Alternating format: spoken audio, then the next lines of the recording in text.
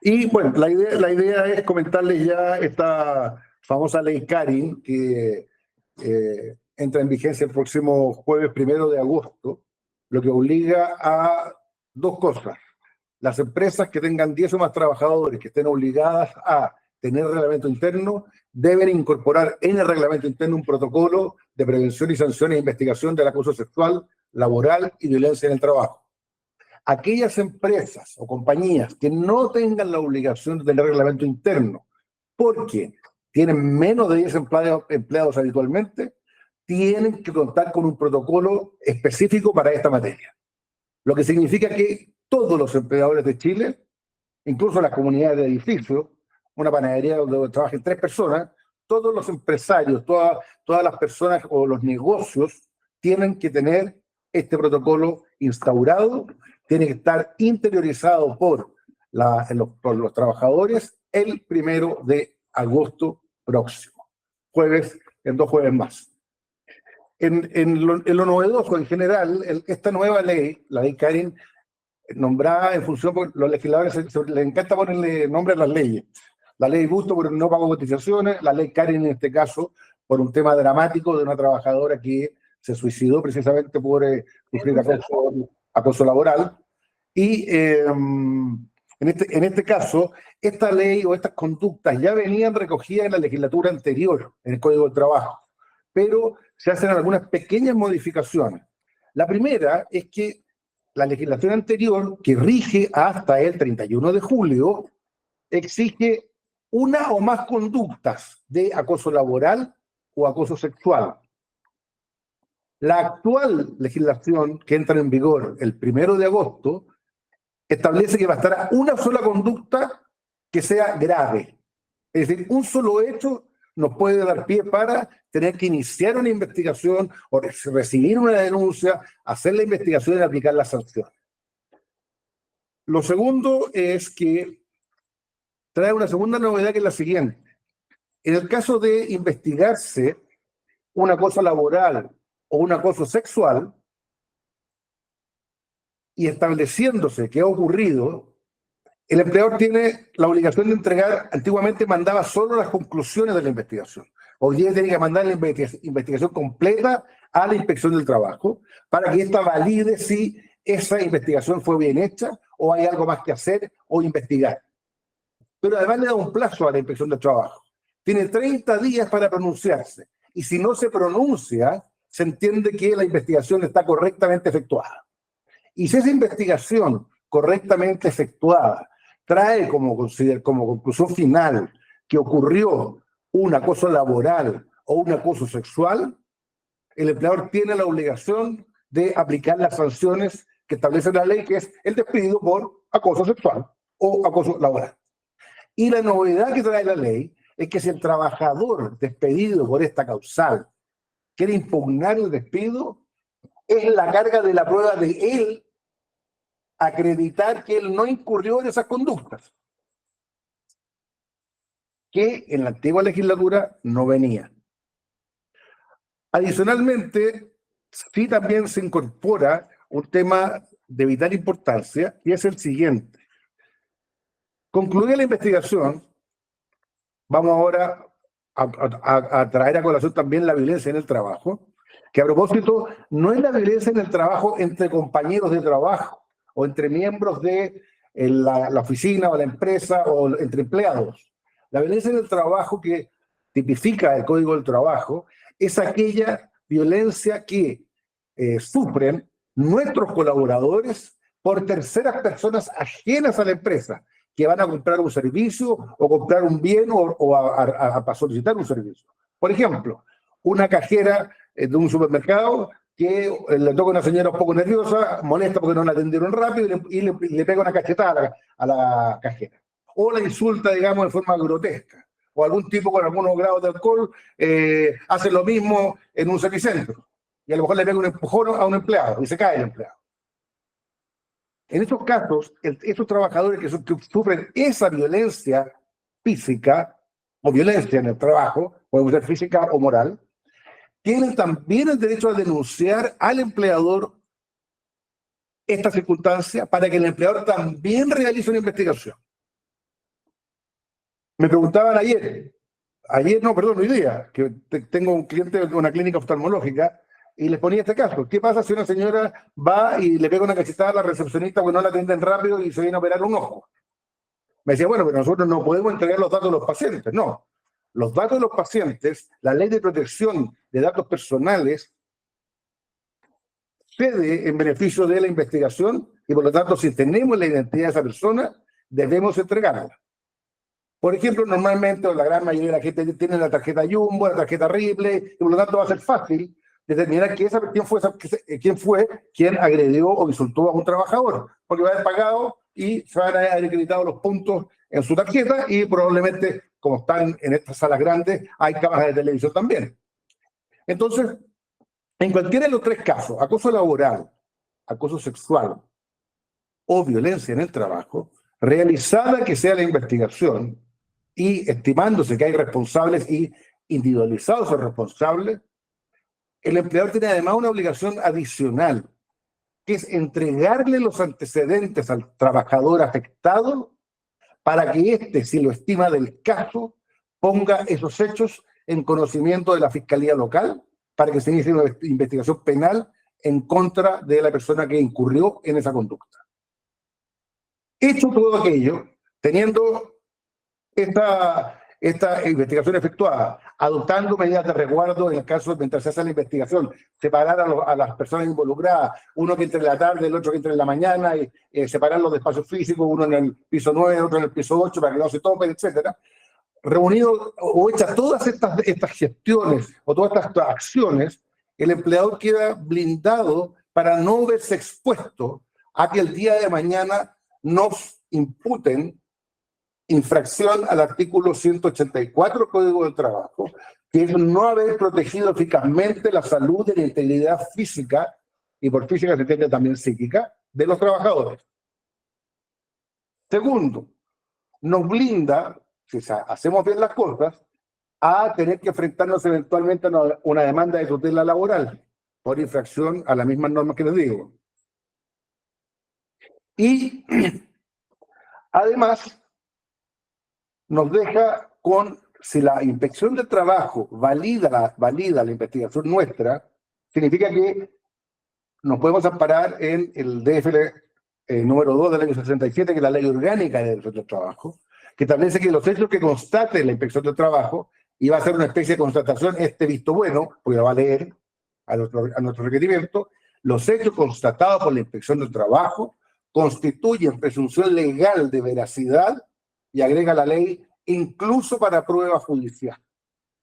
Es decir, además tenemos prueba nuestra en ese sentido.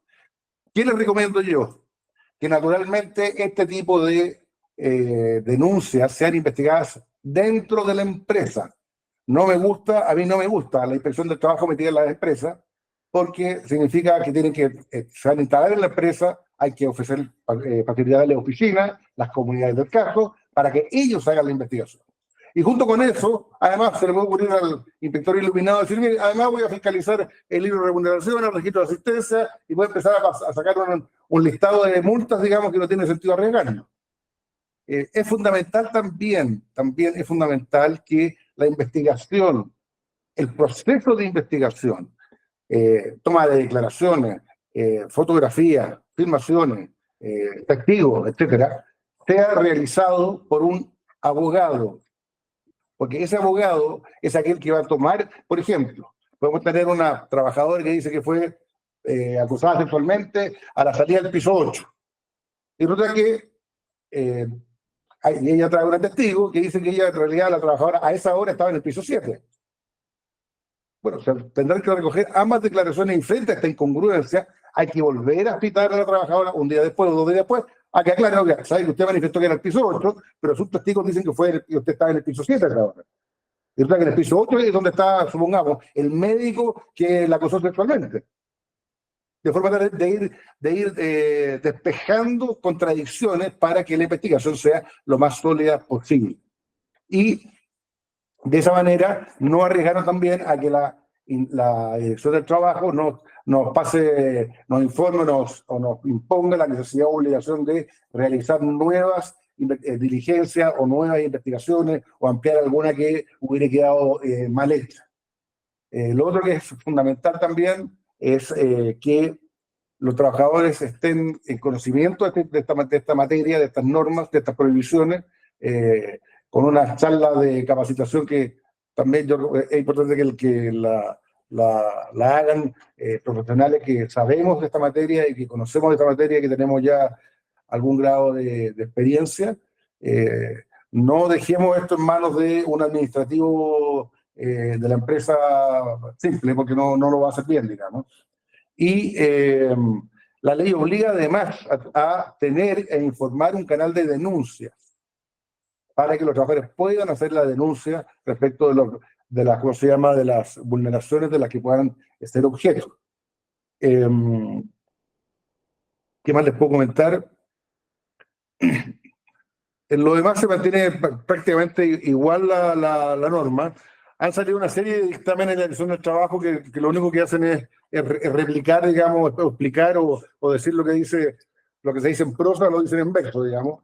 Y van a empezar a salir naturalmente dictámenes interpretativos una vez que se empiecen a generar situaciones no abordadas en la ley que van a meritar una interpretación de la Dirección del Trabajo y también, claramente, esto también se va a ir complementando con la jurisprudencia judicial de los tribunales del trabajo. Así que yo creo que por mi lado estoy bien.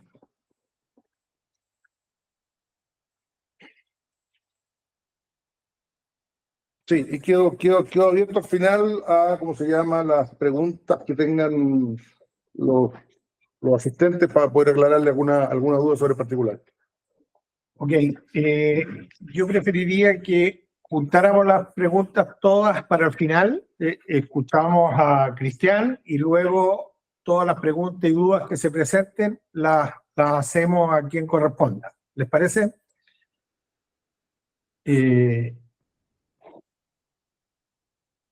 Sí, de acuerdo. Ya, perfecto. Entonces le damos el pase a Cristian para que nos haga su presentación. Gracias, Eduardo. Bueno, buenas tardes a todos. Gracias por la invitación.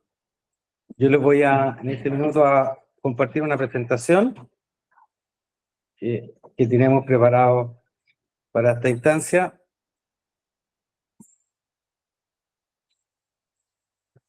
Me imagino que no aparece Murphy, se ve bien, digamos. No sé si se ve a pantalla completa.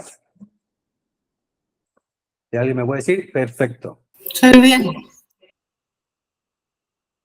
Sí. Bueno, como decía Oscar, esta es la ley Karin, la verdad que presenta grandes desafíos, los vamos un poco a ir abordando. Mi idea es un poco salir un poco de lo jurídico, ¿cierto?, que acaba de mencionar Oscar, y poder tratar de hacer un esfuerzo de aterrizarlo, ¿cierto?, y ver cómo se aplica a sus organizaciones, a sus empresas, para que estén lo mejor preparados una vez que rija esta nueva ley ahora en un par de semanas más. Sí, aquí estoy complicado para pasar la lámina. ¿Con la flecha no te da? Fíjate.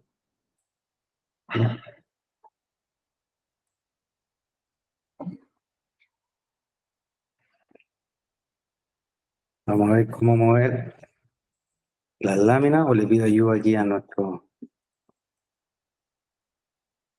TI.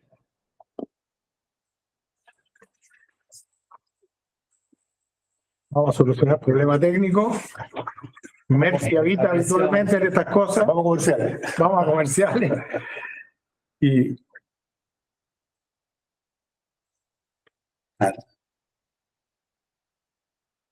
ahí estamos. Alejandro. Bueno, ¿de qué hablamos? Que son redundantes. ¿De qué hablamos cuando hablamos de violencia en el trabajo? Oscar lo dijo bastante claro, ¿no?, recién. Tiene que darse, bueno, 4 circunstancias. Obviamente que la primera es el ejercicio del poder, ¿cierto? El victimario, el que abusó en base a su poder, ¿cierto?, a su influencia. Generalmente aquí es donde vemos, se nos viene a la mente un organigrama, ¿cierto?, de un jefatura, ¿cierto?, ejerciendo su poder, ¿cierto?, en base a su investidura de jefatura y abusando de alguien, ¿cierto?, alguna conducta. Lo segundo tiene que ver con la intensidad. Ahí puse una lámina arriba, porque esto es lo novedoso de esta nueva ley, que plantea ya no solo la frecuencia, hablaba y los dictámenes de la reiteración en el tiempo. Aquí basta un solo hecho, como ese jefe que se para y obviamente bajo un contexto donde hay un equipo de trabajo, trabajadores, puede ser en un aula, un auditorium, y una jefatura decide, ¿cierto?, abusar laboralmente, ¿cierto?, gritar, reprender a algún trabajador. La tercera, que puede ser la frecuencia, que podría ser la lámina, ¿cierto?, esa foto abajo, tal vez un jefe que no realiza una acción de gravedad, ¿cierto?, de alta exposición, pero que sí todos los días le pone, ¿cierto?, la mano en el hombro a la secretaria, al asistente o a su colaboradora directo. Entonces, eso también podría ser el día de mañana, entendiendo que si esto se repite en el tiempo, constituir un hecho de acoso laboral. Y este cuarto punto, no menor, tiene que ver precisamente, existe un victimario, existen ciertas acciones y ahora tenemos una víctima. Y aquí es donde se plantea la subjetividad. Y aquí es complejo porque no entendemos de que cada persona que ingresa a la organización tiene su propia cultura, viene de otras organizaciones, sus propios valores y creencias, y lo que ella o él puedan sentir, la verdad es que pudiera diferir de la cultura de la empresa o organización a la que llega. Entonces, esta subjetividad es la que obviamente genera mayores complicaciones al momento de efectuar una denuncia o al momento de decir, bueno, esto para mí es inaceptable, atenta contra mi dignidad de ser trabajador, por lo tanto denuncio a tal o cual persona.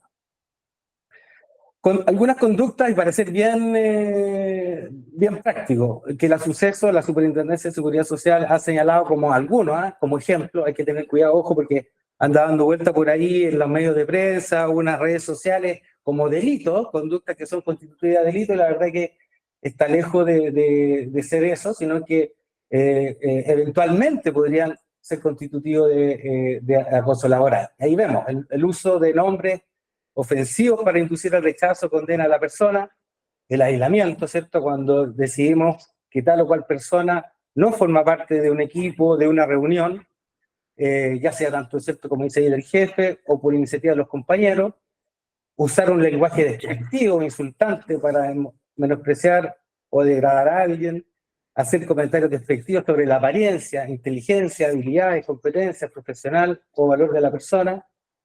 Y aquí los chilenos somos bien buenos para catalogar y de poner, ¿cierto?, etiqueta a las personas respecto, ¿cierto?, de la inteligencia o de la apariencia. Juzgar el desempeño de un trabajador de manera ofensiva. Y aquí, ojo, no se trata que el día de mañana nunca más vamos a poder, ¿cierto?, dar un feedback respecto al desempeño de un trabajador. Sí, el tema es el cómo lo hace, ¿no? Y en qué contexto. La idea obviamente que sea uno a uno y no juzgar un desempeño cuando estamos frente a todo el equipo de trabajo, por dar un ejemplo. Expresar intenciones o dañar o intimidar a alguien verbalmente, por el simple hecho de expresar esa intención. Hacer comentarios, que también va en la línea de la que comentábamos recién, que sean despreciativos de otros referidos, ¿cierto?, a características personales, género, etnia, origen social. Hoy día tenemos hartos inmigrantes dando vueltas en nuestras empresas, en nuestras organizaciones, y tendemos a ponerle, insisto, etiqueta, colores, y eso obviamente que atenta contra el espíritu de la ley. Y finalmente, también esto está de moda, hoy día las redes sociales están en el día a día presentes, y claramente también puede ser constitutivo el enviar estos mensajes amenazantes, abusivos o despectivos por correo electrónico. Obligaciones de los empleadores. Esto, a propósito de lo que mencionaba Oscar, en 12 días más, en 2 semanas más, ya tenemos que las empresas generar un protocolo de prevención. ¿Y qué incluye esto? Bueno, una política de prevención, sensibilización y capacitación, y actualizar las matrices de riesgo. La verdad es que no nos vamos a referir en profundidad a eso.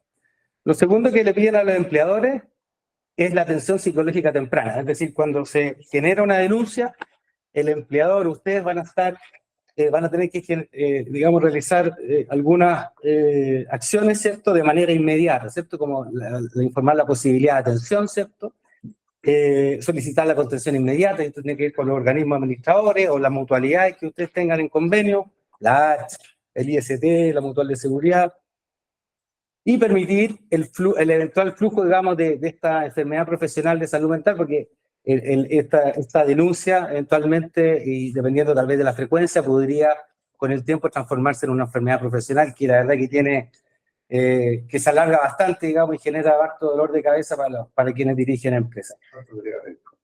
Y finalmente, un protocolo de investigación y sanción, ¿cierto? Bueno, hay que informar este protocolo, generar medidas de resguardo.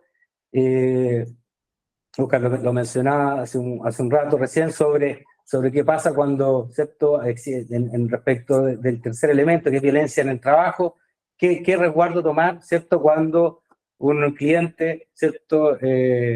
Ofende o bofetea, digamos, a uno de nuestros trabajadores. Bueno, ahí claramente tenemos que actuar de inmediato para resguardar en la situación, contenerla y, bueno, generar una investigación. Y, bueno, entregar los antecedentes a la Dirección del Trabajo una vez que se finalice, después de, ¿cierto? de 30 días de transcurrida la investigación. Y particularmente, lo que habíamos acordado con Oscar, la idea es que yo en esta oportunidad me detenga más bien en la prevención, más que en los siguientes pasos, y que detalle a continuación. Bueno, lo primero es este protocolo de prevención. La verdad que algunos clientes me han dicho que, pero bueno, esto que me lo haga la H, digamos. La verdad que tiene toda la información y la verdad que no. Así, la responsabilidad recae en el empleador. Claramente puede asesorarse por los organismos administradores, por las mutualidades. Aquí este ejemplo es real, ¿eh? Yo saqué el primero, que es de la H, y este protocolo ya existe. Así, de hecho, ya la superintendencia, junto con las mutualidades, ya generaron un protocolo tipo, un documento tipo, que se puede ya empezar a utilizar, ¿cierto? Y a copiar. De hecho, mi recomendación es que, ya que estamos tan apurados contra el tiempo, es que puedan prácticamente copiar y pegar, ¿no? Estoy siendo bien minimalista, digamos, pero lo más seguro es que cuando después la DT o la suceso haga cualquier auditoría o inspección, va a pedir este protocolo y entre más parecido esté respecto de lo que han emitido las mutualidades, seguramente van a correr menos riesgo. Pero la idea es que, y el espíritu es que cada protocolo sea un tailor-made hecho a la medida de cada empresa. Y este protocolo tiene una política de prevención, que también ya existe documentación levantada por las mutualidades, y aquí básicamente el marco general que tienen que establecer, ¿cierto? La alta gerencia, la alta administración, directores, socios, los que sean, ¿cierto? De definir la línea base, ¿cierto? De qué es lo que vamos a aceptar o no aceptar en mi organización dentro de la organización y cómo está estructurada la empresa. Entonces, aquí es la línea base, insisto, de fijar la política y qué es lo que vamos a entender como acoso, violencia y qué conductas debemos rechazar. La sensibilización y capacitación, bueno, este mismo webinar con ustedes ya es una sensibilización, ¿cierto? La idea es que los empleadores, sus empresas, generen este tipo de talleres, webinar o como le quieran llamar, y capaciten a sus trabajadores. La verdad es que entre más difundamos y compartamos los contenidos, la verdad es que va a tener mejor aplicación esta ley. Y para eso también ya existe material que ustedes pueden solicitar, ¿cierto? A las mutualidades que tengan el convenio. Y finalmente, la actualización de matrices de riesgo. Esto, bueno, ustedes saben de que existe, antes existían hace muchos años las ISTA 21, hoy día existen la encuesta, ¿cierto?, de cuestionario de evaluación de ambiente laboral, el CEAL-SM, que les permite y que ha incorporado año a año diferentes preguntas para que ustedes tengan un diagnóstico, ¿cierto?, de los riesgos y peligros que está expuesto un trabajador en una planta, en un departamento, en una unidad, etc. Y aquí lo que es bastante especial es que ustedes, digamos, tienen, digamos, vinculado a la salud, es que pone la ley en el mismo rango de determinar los riesgos asociados, por ejemplo, a una contaminación, qué sé yo, elementos químicos, pone qué peligro y riesgo tiene tal unidad o tal trabajador respecto de la violencia en el trabajo, acoso laboral y sexual. Entonces, esto también es una novedad cuando ustedes levanten o actualicen sus matrices de riesgo. Ahora, esto lo acaba de mencionar Oscar, ¿cierto?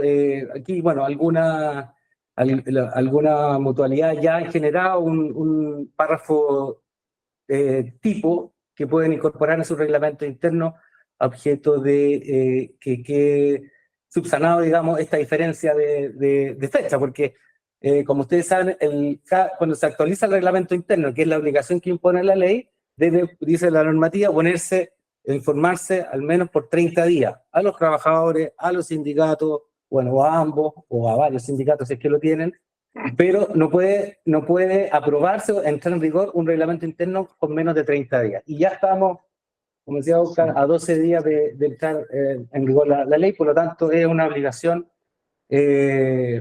urgente, digamos, que tienen que realizar ustedes respecto de la actualización del reglamento. Por favor. Oye, respecto a lo que estaban hablando recién, lo siguiente. Yo cuando he actualizado los reglamentos internos he dicho que las normas que referidas a la ley Karin entran en vigencia el 1 de agosto. Y aquellas normas que no modifiquen el reglamento interno anterior continúan su vigencia.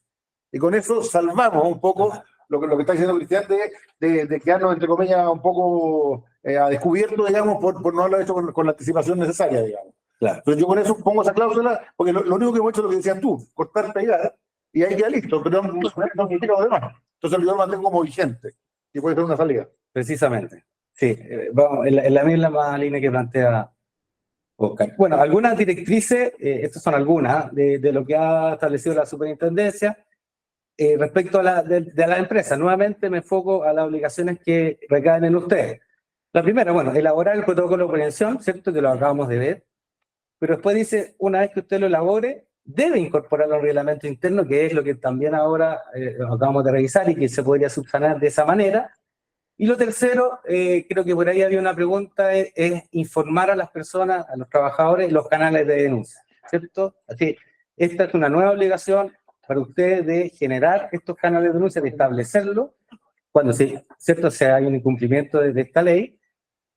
Como dice ahí, de las instancias estatales para denunciar cualquier incumplimiento. Así, además de las que internamente disponemos para nuestros colaboradores, tenemos que también informar respecto de alguien que quiera hacerlo directamente en las instancias estatales, llámese Dirección del Trabajo, Superintendencia de Seguridad Social. ¿Cuál es el rol de los organismos administradores? Ya no salimos de la empresa, sino que la mutualidad a la que ustedes tienen convenio. Uno es poner a disposición el protocolo. ¿Ya? Es un poco lo que yo les mencionaba, ellos ya tienen protocolos tipo, la idea es que ustedes los tomen, los adapten a su realidad y bueno, que se aprueben. Después viene la implementación y para eso pongo esto porque precisamente entiendo que, y quiero ser bien claro, hay empresas que tienen más de 100 trabajadores, bueno, que ahí la ley establece que tienen que tener un jefe, un departamento, un prevencionista de riesgo, pero aquellas organizaciones con 10, 20, no sé si tal vez tienen un prevencionista riesgo o lo tienen part-time, pero lo que sí es que ante esa realidad es que su mutualidad les puede prestar asistencia técnica para implementar el protocolo de prevención que ustedes previamente ya elaboraron. Y finalmente, para aquellas, desconozco, Eduardo, si hay alguna empresa con menos de 10 trabajadores, además, la mutualidad tiene que entregar la asistencia técnica en la elaboración del procedimiento ya de investigación y sanción. Así que la verdad que para aquellas empresas de menor tamaño, la ley plantea, ¿cierto?, que las mutualidades u organismos administradores sí pueden asesorarlo en la generación de toda esta documentación. Y algunas reflexiones finales, y aquí quiero ser tal vez algo duro, digamos.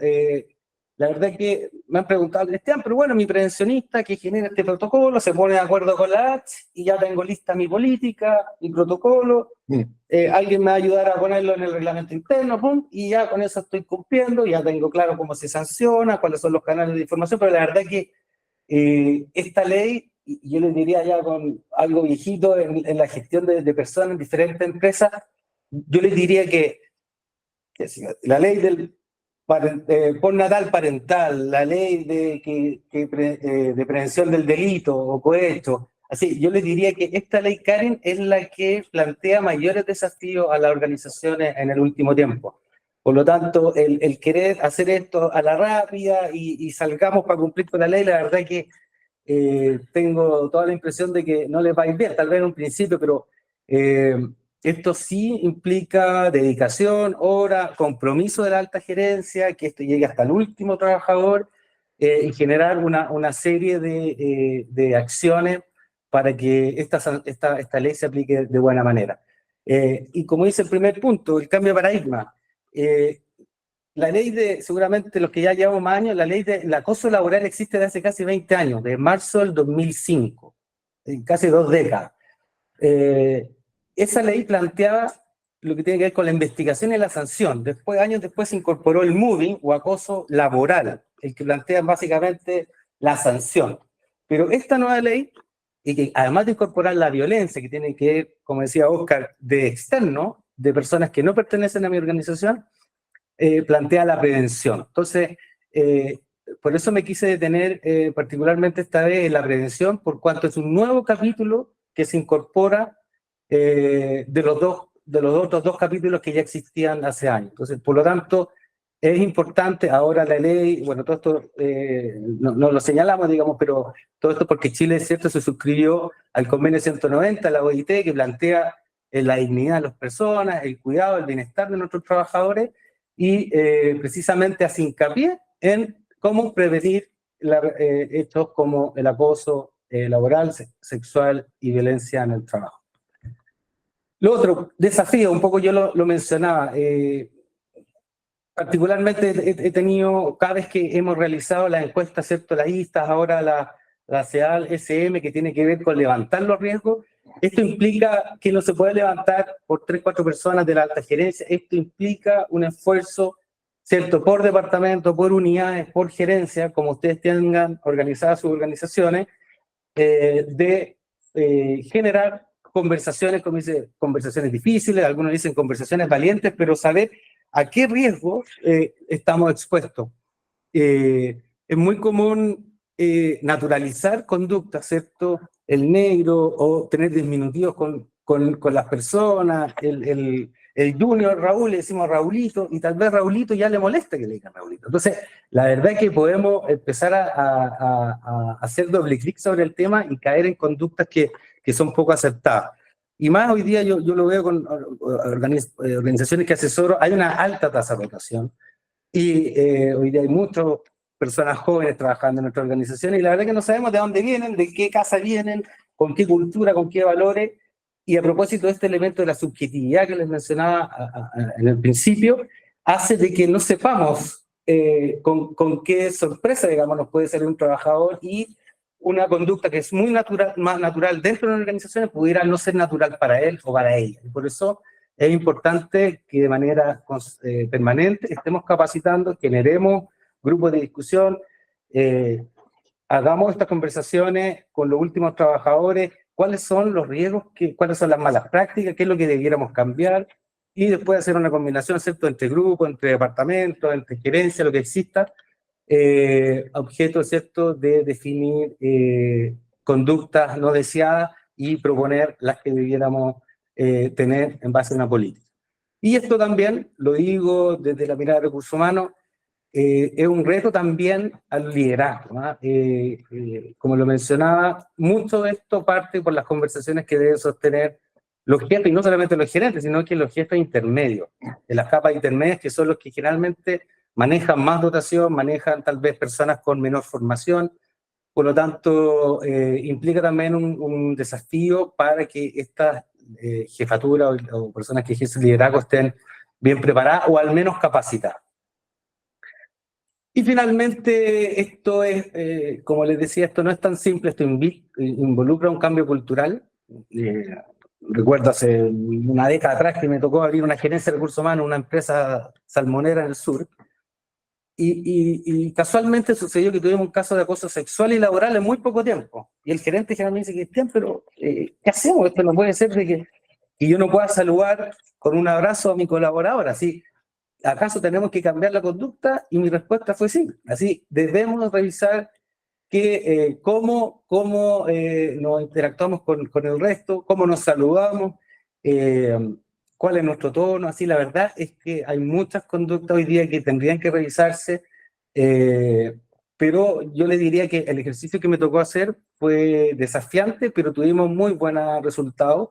la verdad que generó un compromiso desde la base, y lo que yo también siempre sugiero, porque esto del convenio 190, con el cual ¿cierto?, se basa esta ley Karim, en países de Europa llevan muchos años con esta legislación, pero además tienen, y no quiero decir todo lo que he dicho, tienen una etapa anterior que tiene que ver con la mediación interna informal. Después viene la investigación interna formal, ¿cierto?, que es la que cuando se investiga internamente, y está la investigación formal externa, que es cuando ya la DT hace la investigación. Pero hay, insisto, esta primera etapa que es de mediación, y esa instancia es la que yo aconsejo, ¿cierto? Pero para eso necesitamos, como dice ahí, un cambio conductual, porque lo que yo digo, no puede ser que terminemos, producto de esta ley, y ese a veces es mi miedo, en tribunales dentro de la empresa, investigando cualquier tipo de conducta porque alguien, ¿cierto?, de manera subjetiva, acusa a tal o cual persona por un acoso sexual o laboral. Entonces, la verdad es que yo creo que si no tomamos en serio este tema desde un principio, nos podríamos transformar el día de mañana en vez de estar produciendo, vendiendo o realizando la operación de nuestras empresas, vamos a estar con grupos, designando grupos para que investiguen las denuncias de sus propios colegas. Entonces, y además, para qué decirlo, desde Recursos Humanos ustedes lo saben, cada vez que hay una denuncia, que me ha tocado muchas oportunidades, el clima se enrarece, la víctima, empezamos a cuestionar a la víctima, defendemos al victimario o viceversa, y los que estamos en el medio entramos en conflicto. Entonces, la verdad que estoy seguro que cuando entramos en esa esfera de desconfianza y de denuncia e investigaciones, la verdad que estoy seguro que el desempeño, el performance disminuye y nos transformamos en empresas menos productivas. Entonces, por lo tanto, mi llamado, y aquí termino, es a construir lugares de trabajo más saludables, más colaborativos, donde la comunicación y la confianza sean la base de este cambio cultural. Eso es Bueno, gracias, Cristian. Seguimos la presentación. Tenemos que subirla. Aquí estamos. Bueno, abro las consultas por la vía de la mano levantada. Ahí, Rodrigo Zamorano levantó la mano. Después, Sí, hola. Finger. Ya, Rodrigo. Hola, bueno, primero, gracias Cristian, Oscar y Eduardo por el webinar. Mi pregunta apunta básicamente a cómo actuar si una situación de acoso, sea cual sea el acoso, sucede a alguno de nuestros colaboradores que está en alguno de nuestros clientes, en alguna institución de nuestros clientes. ¿Cómo opera en circunstancias como esa, o qué dice un poco la ley respecto de situaciones como esa? El destinatario de la denuncia, el trabajador está obligado, tiene el derecho a denunciar en dos lugares, al empleador o en la inspección del trabajo. Aun cuando ese trabajador esté prestando servicio, un promotor que esté en un negocio o en un supermercado o en algún lugar donde se venden sus productos, en otro lugar, si es víctima de acoso laboral, sexual o violencia, o denuncia ante el empleador o denuncia ante la inspección del trabajo. Ya, o sea, por lo que te entiendo, si uno de nuestros colaboradores, por ejemplo, está en un hospital y quien lo acosó es un funcionario del hospital, él hace la denuncia en nuestra empresa. Al empleador, sí. Ya, perfecto. Vale. Okay. La próxima pregunta, dirijámosla a quien quieren hacérsela, por favor, Alfredo. Hola, no retuve el nombre al abogado. Oscar Gaja.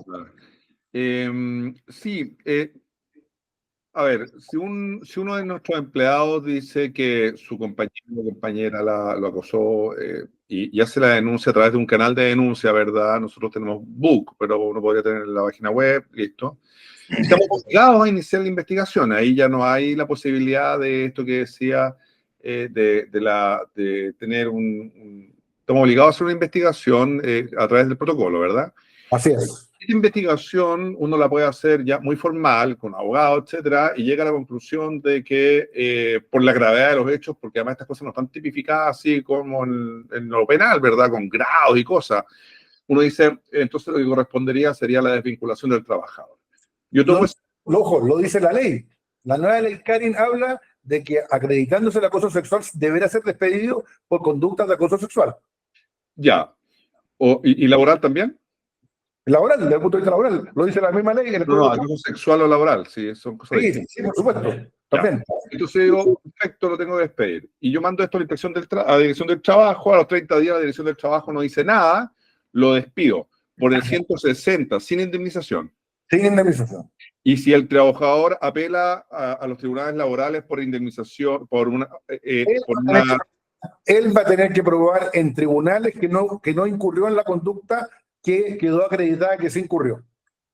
Cambia el peso de la prueba, pero sí esto puede ser revisado en tribunales. Sí, claro, Y va a ser revisado en tribunales, no en la Dirección del Trabajo. tribunales. Ok. Bien, gracias. Ok, Felipe Brito. Hola, buenas tardes. Oscar, cuando ya un trabajador activa el canal de denuncia, antes de la investigación, ¿se puede hacer una mediación o al tiro ya, una vez activado el canal de denuncia, es una investigación? No, yo sugiero claramente, recibida la denuncia, se activa el protocolo. Acá no hay dos alternativas. Acá Pero por eso, ya llegó la denuncia. Ya llegó una denuncia de un trabajador y la ley dice que recibida la denuncia, el empleador tiene dos alternativas. Iniciar de inmediato la investigación o dentro de los 3 días siguientes remitirla a la inspección del trabajo. perfecto. Ya, clarísimo, gracias. De nada. María Alejandra Romero, ¿tiene levantada la mano? Sí, buenas tardes. Quería saber si hay o recomiendan ustedes hacer anexos de contrato para asentar todo esto de la ley Karin, el cambio en el reglamento interno. Basta con que simplemente entregado el reglamento firmen un recibo, acuso un recibo de reglamento interno nuevo, digamos, y me comprometo a leerlo y a, digamos, a respetarlo. Y eso en cada carpeta personal. Además, también la Dirección del Trabajo, por un dictamen de hace ya varios años, autoriza que esta documentación se entregue vía correo electrónico. Así que para evitar la impresión y el papeleo, etcétera. Pero yo les recomiendo que aun cuando se aloje o se dispare a la casilla del colaborador respectivo, yo les sugiero que además ese colaborador les firme un recibo por escrito acusando recibo reglamento interno. Perfecto. Y otra pregunta, ¿la grabación de esta charla la van a enviar a los correos? Vamos a ver si la podemos enviar, vamos a tratar de enviarla. Por favor, porque está muy buena la charla, la verdad. Ya. Muchas gracias. Ricardo Schwartz, adelante. Hola, buenas tardes, muchas gracias por las exposiciones. Pregunta para el abogado. Cuando no se ocupa el canal de denuncia, ¿no? Parece que va a estar presente, y el trabajador, el colaborador hace una queja sobre una situación o meramente una observación, ¿no? ¿Se activa el protocolo o en qué minuto pasa a ser una denuncia propiamente tal? A ver, la denuncia se va a iniciar cuando se active el canal de denuncia. Si el trabajador, que puede ocurrir, que le comenta con un gerente al jefe, oiga, jefe, que me está pasando esto, bueno, viejo, haz la denuncia, está el canal ahí, utilízalo. Es la única forma de que lo que tú me estás diciendo tome una envergadura y tome vuelo y se puede investigar. Mientras no lo hagas, la empresa tampoco puede empezar a iniciar investigaciones. Por eso es que precisamente está establecido ese canal de denuncia y en el reglamento interno se señala que es el canal de denuncia por el cual se canaliza la denuncia. Si no se canaliza por ahí, no hay investigación, no. Perfecto, muchas gracias. Ok, ¿alguna pregunta más? Wolfgang. Hola, ¿me escuchan? Sí, sí. Bueno, muy buena la presentación, se lo agradecemos. ¿Qué pasa cuando una jefatura no hace caso omiso, digamos, a una denuncia? Y la persona, digamos, que hace la denuncia recurre a la inspección del trabajo. La persona de esa jefatura afecta algún tipo de amonestación, A ver, la persona que, si hay una persona que es un poco el oficial de cumplimiento de la ley de delito económico, si ese funcionario no toma la denuncia y además nos lleva y nos trae a la casa la inspección del trabajo, hay que ser un verdadero imbécil, digamos. Pero en ese caso, claramente, una buena amonestación, sin ninguna duda. Porque primero, no está tirando la inspección del trabajo adentro, y segundo, no está haciendo la pega.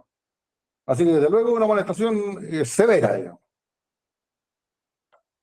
Y no podemos, desgraciadamente, ojo, cuando ya la denuncia fue por el trabajador, fue derivada de la inspección, no podemos rescatarla nosotros para poder tomarla o retomarla.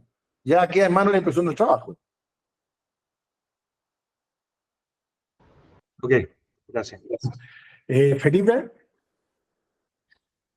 Sí, mire, un colaborador hace una denuncia, se activa canal de denuncias, la investigación, y la investigación da que no tenía fundamento o la denuncia queda inválida, no tiene por dónde salir sancionado la parte a la persona que demandó. El demandante, ¿hay alguna sanción para él? ¿Queda todo como si nada? ¿Cómo se trata cuando una investigación no da lugar? No, mira, a ver, denunciar es un derecho. Y tal como decía Cristian, tenemos hoy día, dada la diversidad de personas y razas que están en nuestro país hoy día, hay una diversidad de sensibilidades, de cosas que probablemente para un extranjero pueden ser brutalmente ofensivas y para nosotros son absolutamente coloquiales. Entonces, desde ese punto de vista, existiendo una denuncia, debemos investigarla y si naturalmente una investigación seria, fundada, madurada, da como conclusión de que no existió tal conducta, simplemente se rechaza y no hay que sancionar al denunciante, porque ahí sí que nos vamos a comprar un juicio. O sea, no el hecho de que la denuncia no prospere, hay que castigar al que denunció. Ya, sí, es que, bueno, ojalá no pase, pero también he estado leyendo que como al denunciar ya no, y no prospere la denuncia, pucha, cualquier Normalmente cosa, lo que, denuncio. Y normal- también perdón. normalmente lo que pasa, y a mí yo he hecho bastantes investigaciones de denuncia de acoso sexual y laboral en mi vida, en estos últimos 21 años más o menos que está la ley está. Me ha tocado en varias llegar a la conclusión de que no ha existido el hecho. Y básicamente, ¿por qué? Porque una niña dice, mire, me acosa, el otro dice, no, yo no la he acosado. ¿Y dónde fue el acoso? En la oficina de él. Y había alguien más, nadie más. Entonces yo no puedo naturalmente concluir con los dichos de una persona que el otro es un acosador. Y en ese caso me ha tocado dar por desestimada la denuncia. Y lo que normalmente ocurre en esos casos, cuando el denunciante ve su denuncia desestimada, normalmente renuncia, se va. Ajá, Yo solo ya, para completar, perfecto. Luis, ¿se llama? No sé si es Luis. Felipe. Felipe, la verdad es que esta nueva ley no plantea algo distinto de lo que existía.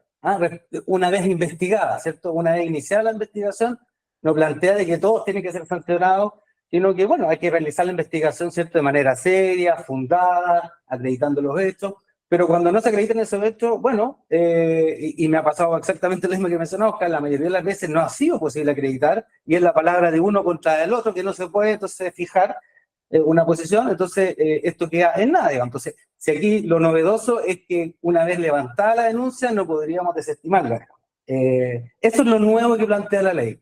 El que tenga que haber más sancionado o más despido, la verdad es que eso va a depender de la situación en caso a caso, ¿ya? Lo que sí, bueno, acá lo nuevo es lo que hablábamos respecto a la gravedad, que basta un solo acto, un solo hecho, que podría ser constitutivo, ¿cierto?, de acoso laboral sexual y que podría ser perfectamente denunciado. Así se abre una posibilidad de tener o contar con más denuncias de las que teníamos antes.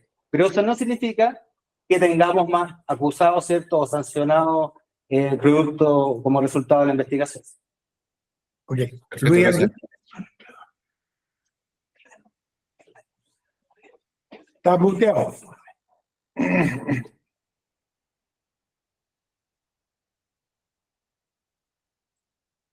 No se escucha. No se escucha, está...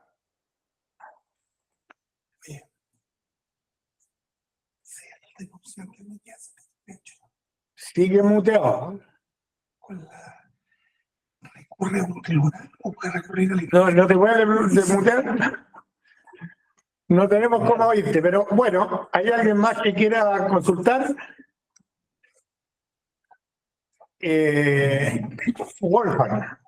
Sí, mira, ¿qué pasa cuando un colaborador, digamos, que tiene un mal performance, una mala evaluación, utiliza el canal directamente con la inspección del trabajo como forma de defenderse de un potencial despido? Porque después va a ser complicado, digamos, despedirlo. Le puede decir que lo estamos despidiendo porque hizo una denuncia. Es así, ¿o no? No, sí, a ver, las denuncias, salvo yo le podría decir a niveles gerenciales o de jefatura, pueden ser más complejas, pero un trabajador que hace una denuncia, o sea, que es mal trabajador y hace una denuncia, entre comillas, tratando de buscar un blindaje, no tiene nada que ver, se rechazó la denuncia, y si hay mérito para despedirlo, por alguna causal que no sean aquellas de acoso sexual o laboral porque se rechazó, o no se acreditó ser víctima de eso y quieren desvincularlo, lo pueden hacer sin ningún problema. En la medida que tengamos una causa legal, que bueno, la más usada es la 161 en necesidad de la empresa. Pero si hay incumplimientos que han venido siendo reiterados e insistidos por la compañía, y aquí me voy a desviar un poco, un minuto. En general, hemos hecho todo un esfuerzo, ustedes naturalmente, la API, sus directores, por ver este tema del reglamento interno, ver el tema de la investigación, etcétera. Pero la verdad es que va a pasar esta fiebre, van a quedar con su reglamento al día. El problema que tienen la gran mayoría, como hablaba el Santiago Piñera con las manos abiertas, la gran mayoría de los empresarios en este país, el gran problema es que no ocupan los reglamentos internos, no los utilizan. Entonces, ¿qué pasa? Pueden tener a un tipo trabajando hace 7 años y hace 3 que ustedes lo tienen hasta la coronilla, el tipo lo quieren despedir. Hace una pequeña falta y lo despiden al tiro. Y el tipo va al tribunal y va a decirle al juez magistrado, 7 años trabajando en la empresa, una sola amonestación, nada más, y me despide y pierdo toda mi antigüedad. Eso juicio la empresa lo tiene perdido. Entonces, ¿qué digo yo? Amonestación verbal, 1 o 2, y se deja constancia con un testigo. Estando en presencia de un fulano de tal, se le amonesta al trabajador tanto por tal circunstancia. Carta a la carpeta. Segunda, a la carpeta. Después, unas 2 o 3 amonestaciones por escrito. Y después, descuento de 1/4 de la remuneración diaria. Lo establece el Código del Trabajo. Yo le garantizo que ninguno de ustedes nunca le ha dado el 25% de la remuneración diaria a un trabajador para castigarlo. Entonces, si tenemos todo eso preparado en la carpeta, es como ir acercándolo a la puerta. Después cuando le pegamos la patada en el traste, ya tenemos todos los antecedentes para ir al tribunal y decirle, magistrado, le dimos todas estas oportunidades a estos muchachos, no sirvió, no dio del ancho, está bien despedido. ¿Fijan? Ok. A ver, Luis Enrique. Ahora sí, ¿se escucha? Sí, ahora sí. Excelente. Claro. Ya. Tenía un problema técnico aquí. Lo que pasa es que pensando en el tema que estaban hablando anteriormente sobre el denunciado, o sea, el demandante, el que denuncia, yo creo que esta ley igual puede ser como mal utilizada en cuanto a tratar de perjudicar a algún trabajador, puede ser o no, porque puede darse que alguien le plantee una acusación a alguien con intenciones de perjudicarlo. Puede darse que más de alguno se ponga en confabulación, y si fuese así y se descubriera, esa persona debería ser desvinculada por mala fe, ¿o no? Porque puede ser una casa de bruja todo este tema, ¿o no? La persona que hace una denuncia se puede ser desvinculada. Claro, porque puede ser No, probada que fue con mala fe. Puede ser. O sea, ¿sí? supongamos que si efectivamente hay testigos que digan que escucharon que esa persona estaba maquinando la denuncia para perjudicar a otro, ¿Sí? hay antecedentes y quedan reflejados en la investigación del acoso, que finalmente va a ser rechazada. Esos antecedentes, si uno los analiza con algún grado de cuidado, podría armar una causal de despido. Ya, eso era mi duda, porque igual puede darse la realidad. La realidad se puede dar. Raimundo levantó la mano. Adelante, Sí, sí. ¿Me escuchan o no? Sí, perfecto. Ya, gracias. Oye, Óscar y Cristian, referido también al tema que, siguiendo un poco el paso de la denuncia, nosotros hacemos la investigación, desechamos la denuncia y el trabajador no queda contento. Dice, ¿sabe qué? Yo no estoy satisfecho con este resultado.